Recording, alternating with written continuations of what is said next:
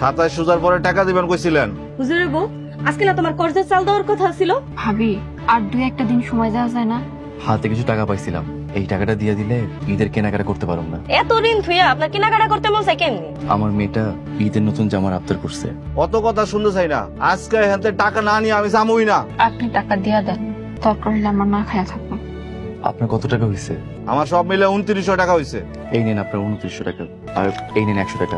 এইটা দিয়া চাউল কিনেন। চাউলের দাম 70 টাকা, আর 30 টাকা ফেরত দিয়ে যাবেন। আব্বা, আমার ঈদের জামা কিনে দিব না?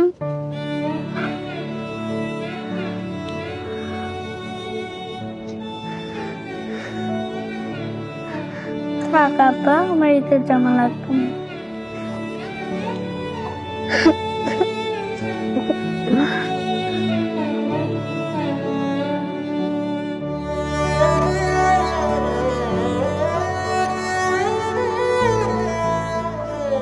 ঈদ মোবারক।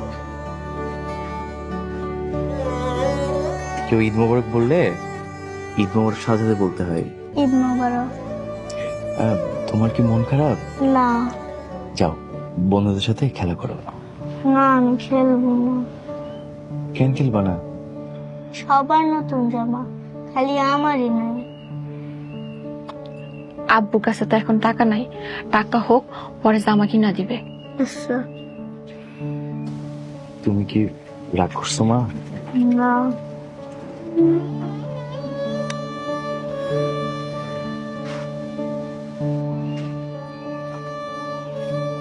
ফাতেমা আম্মা, তুমি আর তোমার আব্বুরে আমার কথা কইও না, তোমার আব্বু কষ্ট পায়।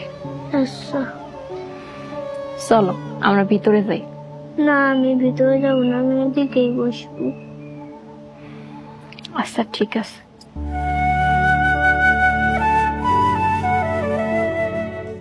এই ইমাম সাহেব, কই যান আপনি? বাড়িতে যাই। কি ব্যাপার ইমাম সাহেব, আজকে যে ঈদের নামাজের পরে আমার বাড়িতে আপনার দাওয়াত, সেটা কি আপনি ভুলে গেছেন? না না, ভুলি নাই। তো না বলে চলেন, সভাপতির বাড়িতে আমরা এক লগে খানাটা খাই। আজকা খানা খাইতে পারব না। ইমাম সাহেব, তাইলে কি আপনি আমার উপরে রাগ করছেন? না, রাগ করি নাই। তো রাগ না করলে সভাপতির বাড়িতে এক লগে খানা খামু, যাইতে চাইতেছেন না কেন? আসলে আমার বাড়িতে সবাই না খায় আছে, তা করে রাইখা খানা খাইতে পারব না।